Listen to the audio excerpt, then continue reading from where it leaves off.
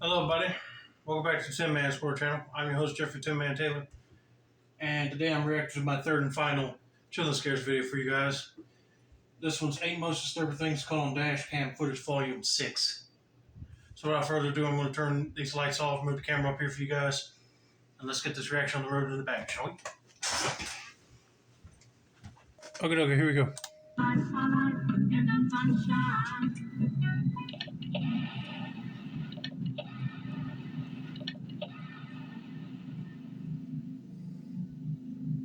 At around 11 p.m. on December 6, 2016, a man named Julio Perez went with his friend to a convenience store a couple of blocks away from his house.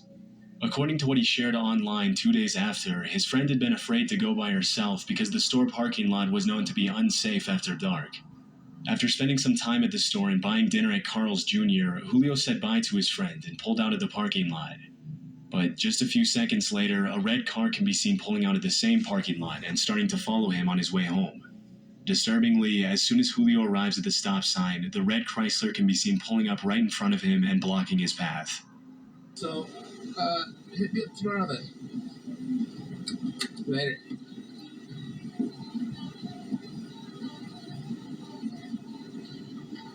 Always. Shit.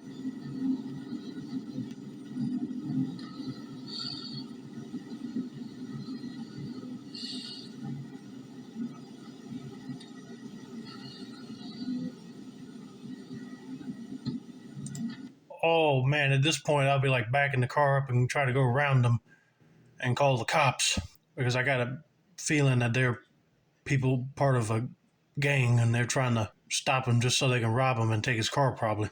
You never know.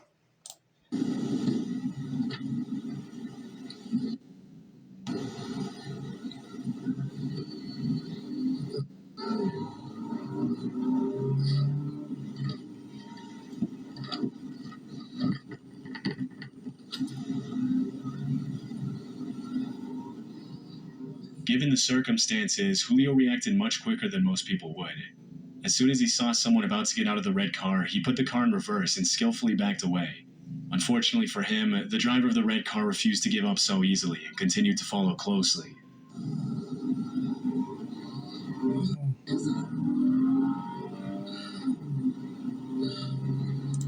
Thank you for backing up and trying to get away from that person. Like I said, I would have done the same thing.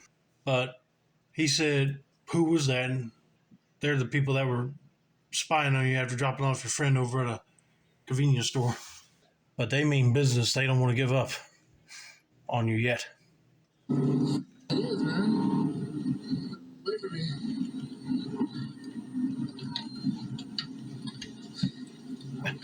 Dadgummit.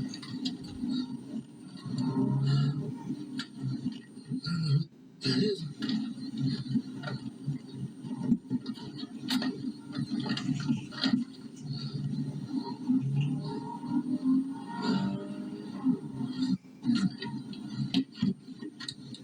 Man.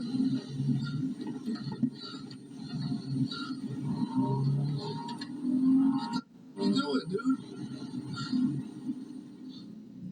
At one point during the chase, the attackers throw an unidentified object at Julio's car in an effort to get him to stop. This is when he decides to call 911 for help. 911.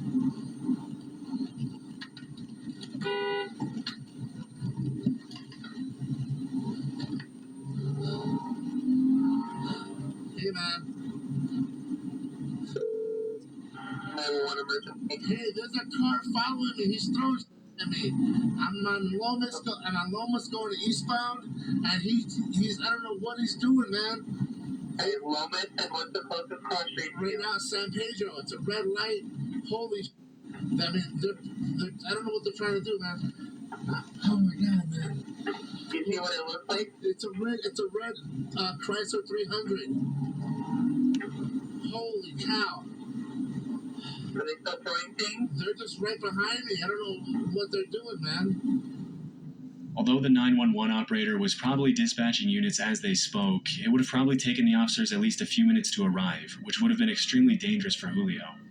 Luckily, as he's on the phone with the dispatcher, he spots a cop car stopped at a traffic light and pleads for help. They're right behind me. I don't know what the hell is going on. Oh, there's a cop right next to me.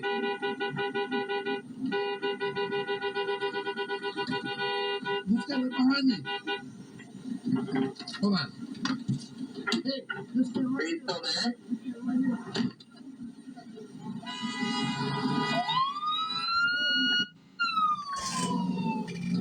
Holy. The cops are going after him. No, he just went on a high-speed car chase. Holy cow. Okay, hang on with me. Hang on. I just found a police officer right now. I'm not sure what the hell just happened, man. How you doing, man? I'm with the 911 operator right now. Listen, I don't know what happened. I pulled out. I was gonna go get some food right there in Central. And then all of a sudden, this car just pulled up right in front of me. I thought they were in a carjack me or something, man. And they started to get out. I put it in reverse, and I just got the hell up out of there and went down towards San Pedro and Central. Did you get a plate number? I wasn't able to get it. Man, I was... Hell That's no. okay, that's fine. I got it on camera, though, bro. You have it on camera? Yeah. Unfortunately, the suspect managed to get away from the officer during the high-speed chase, and it was never confirmed what his intentions were that night. But judging by his behavior, it's more than likely that this was an attempted carjacking. Had the officer not been at the right place at the right time, Julio would have had to stop at the red light alone, where he would have been at the mercy of the attacker. Because neither the cop nor Julio could get the red Chrysler's license plate, the Albuquerque Police Department couldn't pursue the matter any further, meaning that the suspect probably continued preying on other victims on the road. Dang. This person was way too darn fast and got away before the cameras got a good picture of what the license plate looked like. But thank God there was a cop right there at the stoplight and he was able to get him to go after him. But man, I wish that person got caught. That's just scary to encounter something like that while you're going to get some food. This footage was captured on a random road on the outskirts of Warsaw, Poland on March 30th, 2014. Inside the vehicle is a man and his daughter. The road is pretty poorly lit, and even with headlights on, the driver probably can't see more than 20 or 30 feet in front of him. A few seconds into the video, a car traveling in the opposite direction flashes its headlights at the driver in what appears to be a warning. Unfortunately, the driver doesn't have enough time to react, and this is where things take a pretty dark turn.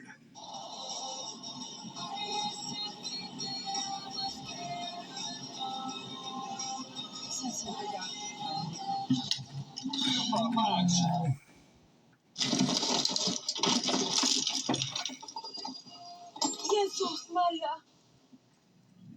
After swerving to avoid the man standing in the middle of the road, the driver attempts to correct the vehicle's path.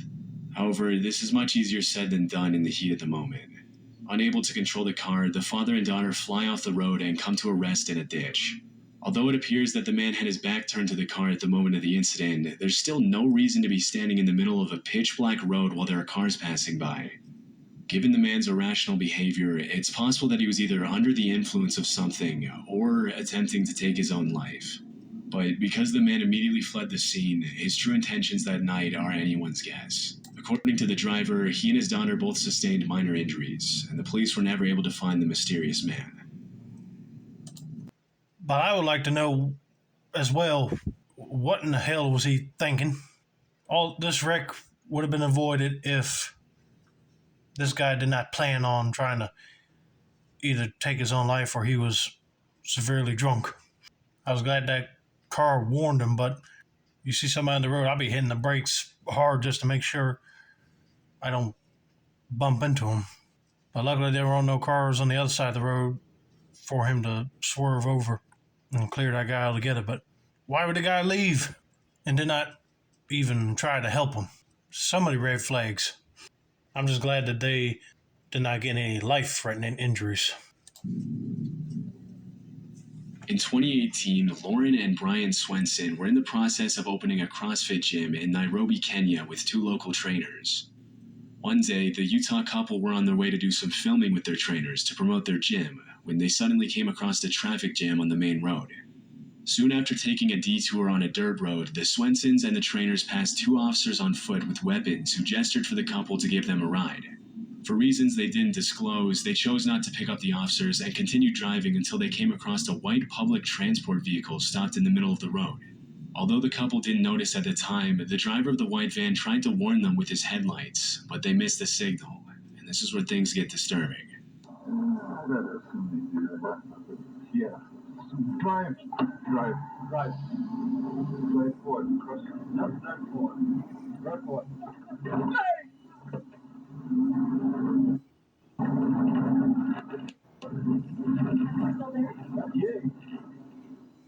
Just as they pass the van, 3 men armed with machetes appear from behind the vehicle and charge at the Swenson's car. Reacting quickly to the situation, the driver immediately shifts the vehicle into reverse to gain some distance.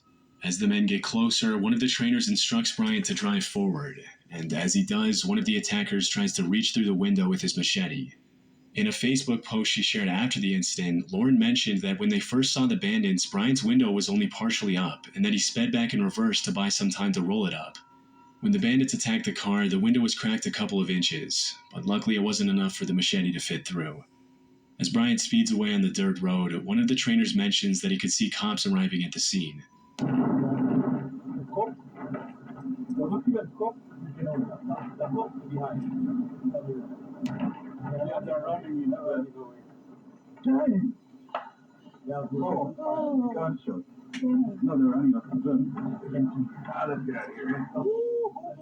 Alarmingly, a shot could be heard behind the vehicle, presumably from the confrontation between the cops and the men with machetes. In her Facebook post, Lauren mentioned that if she had picked up the officers or even let them ride on the side rails as they went up the road, they would have likely opened fire on the bandits. Luckily, the Swensons and the trainers were able to ride away safely, but it was not confirmed if anyone was hurt after the encounter. I was thinking that the officers were probably not to be trusted. They probably might have been terrorists in disguise, but in this case, they should have picked them up because, like they said, they could have got out of the vehicle and hold them as hostages until they could get backup units up there to arrest them. But if they decide to attack them or run away, shoot them, because nobody should be going through that while they're exploring another country. And I did see the other vehicle that was in front of them having their flashers flicking, but since it was so bright out there, they couldn't see it probably.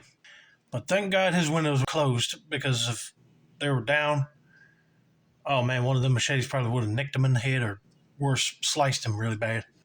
But thank God they got out of there all right, and the cops were able to come up right behind them and start shooting at them guys if they didn't surrender.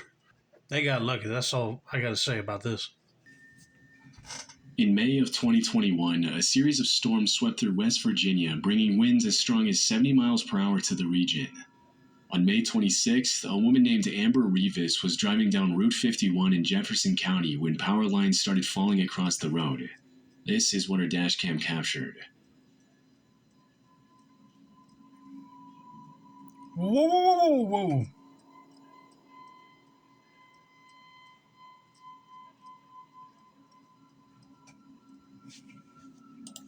You guys saw that?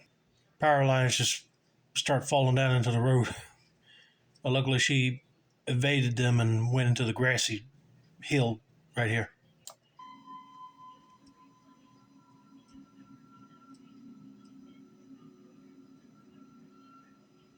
With a swift maneuver, Amber manages to swerve off the road just in time to avoid the impact of the power lines.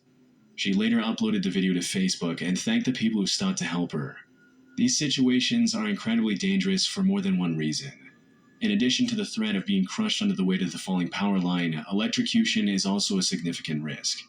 If a live power line makes direct contact with a car or even comes close to it, the driver can be fatally electrocuted. The power line could also potentially ignite the car's fuel, leading to a fire or explosion. Luckily, the wires didn't come close enough to Amber's car to do any damage, and she was able to drive away unharmed. Thank God. Because like you said, one of them lines got snagged and landed on the road. It will probably arc and hit her fuel system in her car and ignited that sucker into a big bomb type explosion. But luckily she did the right thing and maneuvered her car over here, away from them lines, before anything like bad happens. Alright, let's get to the next video. This clip was captured in Chile on February 26, 2022, and later uploaded to Reddit. In the footage that was captured by the driver's dashcam, the white car in front can be seen braking more than is necessary and moving a little suspiciously down the road that leads up to a tunnel. The driver with the dashcam keeps his distance as the white car comes to a complete stop, and this is where things get interesting.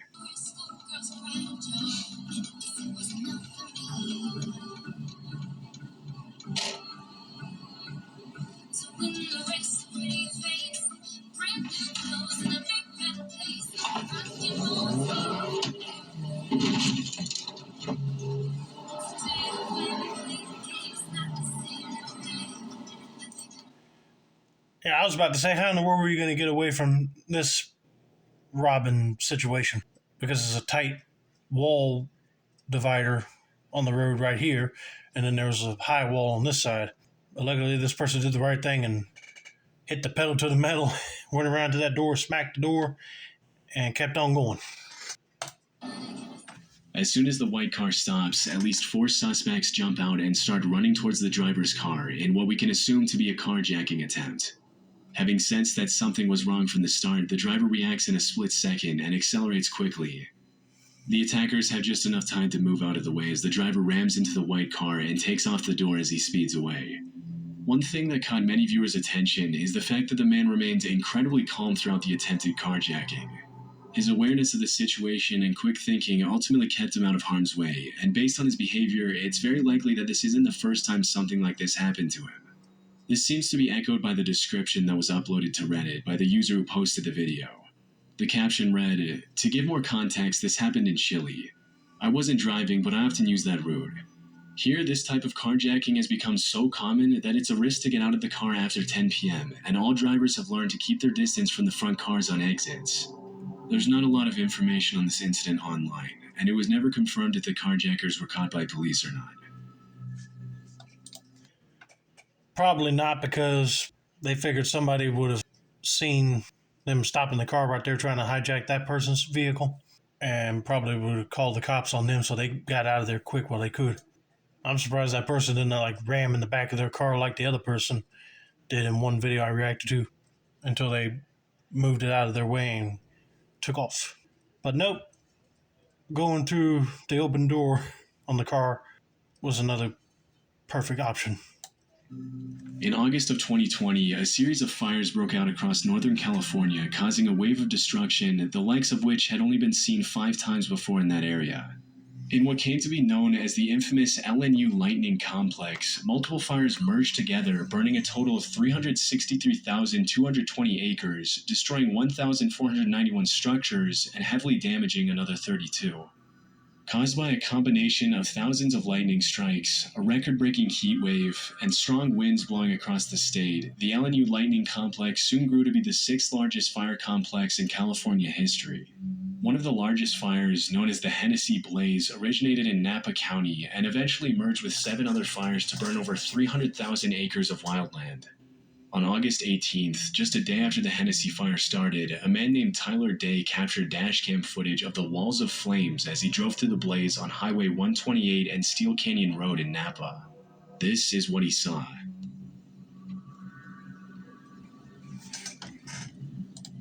Golly, talk about looking at a scene from the movie Dante's Peak or Volcano with Tommy Lee Jones. I mean, that's what it looks like right here, a bunch of burning magma, but it ain't magma, it's burning dirt and grass. Yep. At this point, I'll be trying to find the quickest route to get away from this fiery blaze, because the extreme heat can heat up your tires and make them blow while you're trying to escape, and you'll be trapped in there for good.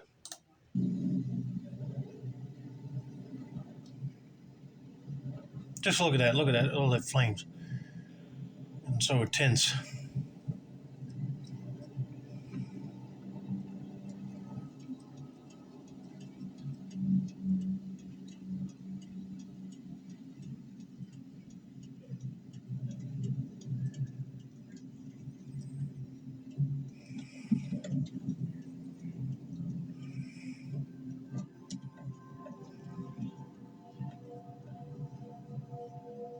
In what looks like a scene from an apocalyptic movie, Tyler drives through the raging fire to safety, capturing this terrifying footage of the burning forest along the way.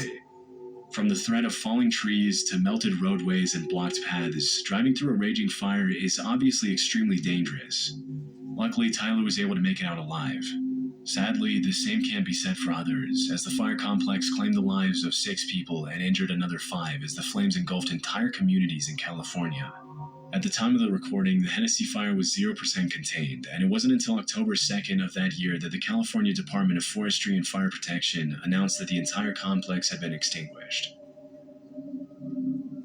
On the evening of Sunday, April 14, 2019, a power line came down at the intersection of Route 70 and Colonial Drive in Manchester County, New Jersey, in the middle of a thunderstorm. The wire ended up falling and getting stuck on a traffic light, and in the early morning hours of Monday, April 15th, an employee with Jersey Central Power and Light went to untangle the wires. Sergeant Hemhauser from the Manchester Township Police Department was parked at the intersection, thanks to which the incident was captured on the dashcam of his patrol car.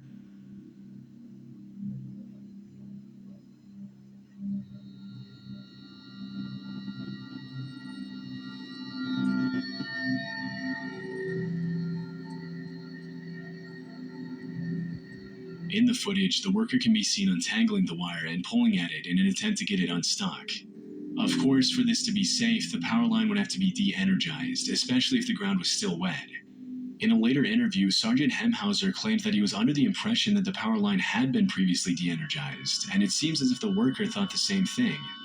But just a few seconds into the video, the worker gets the scare of a lifetime when the power line touches the ground.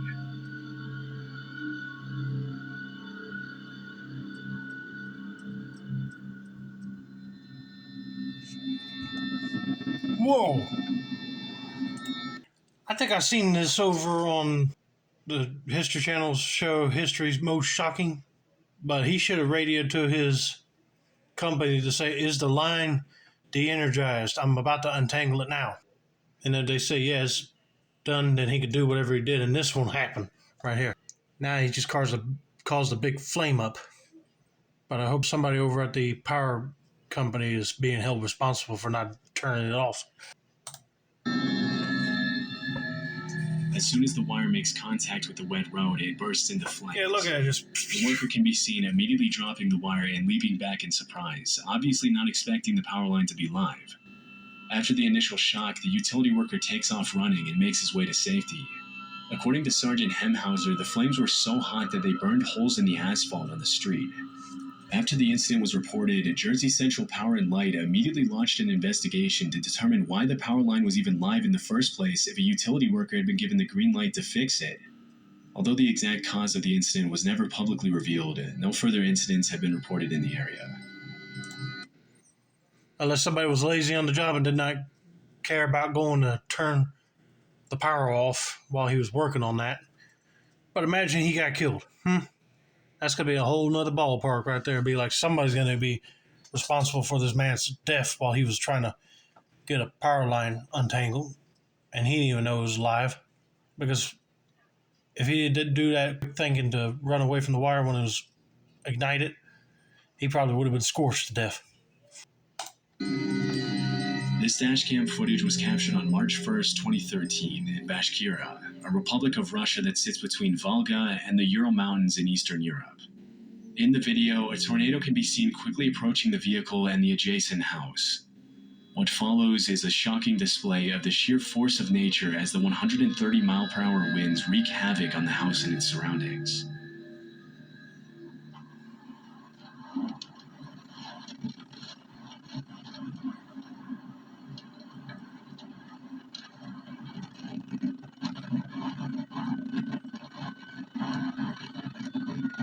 Oh, golly.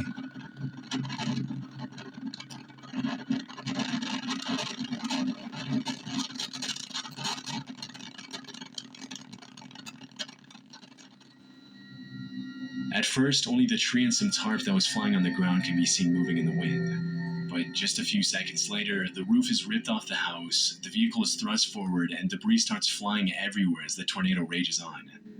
When the video was originally uploaded to Reddit in 2014, the user who posted it didn't include any context surrounding the incident. We can only hope that there was no one in the house when the tornado struck, but we'll likely never know if that was the case. Well, I hope nobody was in that house. Luckily, they got into a safe shelter area and locked themselves in until the storm passed over. Because that is something you do not want to be caught in the middle of, is a tornado. But anyway, I hope you guys enjoyed this video. Don't forget to like, subscribe, turn on post notifications for more Chill and Scares content like this. This has been another successful installment of Tin Man Squirrel Channel. I'm your host, Jeffrey Tin Man Taylor. I say that's a wrap, and have a nice day.